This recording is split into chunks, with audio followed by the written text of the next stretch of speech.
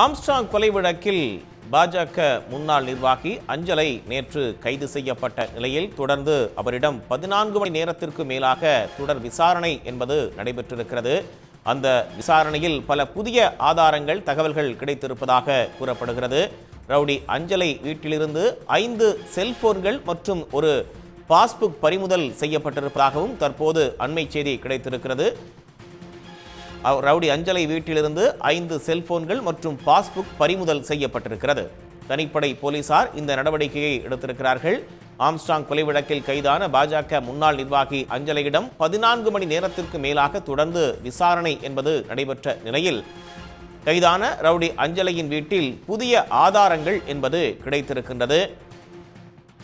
அஞ்சலை வீட்டிலிருந்து 5 செல்போன்கள் மற்றும் பாஸ் புத்தகங்கள் பறிமுதல் செய்யப்பட்டிருக்கிறது. கூடுதல் விவரங்களை வழங்குவதற்காக செய்தியாளர் செந்தில் இணைகிறார். செந்தில், தற்போது கிடைத்திருக்கக்கூடிய புதிய தகவல். பகுஜன் சமாஜ் கட்சி மாநில தலைவர் ஆம்ஸ்ட்ராங் கொலை வழக்கில் கைது செய்யப்பட்டுள்ள பிரபல ரவுடி அஞ்சலை வீட்டிலிருந்து டிவிஆர், அதே போல 5 செல்போன்கள், வங்கி கணக்கு புத்தகம் ஆகியவற்றை தனிப்படை போலீசார் பறிமுதல் செய்துள்ளனர். பகுஜன் சமாஜ் கட்சி மாநில தலைவர் ஆம்ஸ்ட்ராங் கொலை வழக்கில் இதுவரை மொத்தம் 15 பேர் கைது செய்யப்பட்டுள்ளனர். இன்று வழக்கறிஞர் ஹரிதரன் என்பவரை சேர்த்து 16 பேர் மொத்தம் இந்த வழக்கில் கைது செய்யப்பட்டுள்ளனர். நேற்று புளியந்தோப்பை சேர்ந்த பிரபல பெண் ரவுடியும் பாஜகவை சேர்ந்த முன்னாள் நிர்வாகியும் ஆற்காடு சுரேஷின் நெருங்கிய தோழியுமான அஞ்சலையை போலீசார் கைது செய்தனர். கிட்டத்தட்ட 14 மணி நேரத்துக்கு மேலாக அவரிடம் தீவிர விசாரணை நடைபெறுகிறது.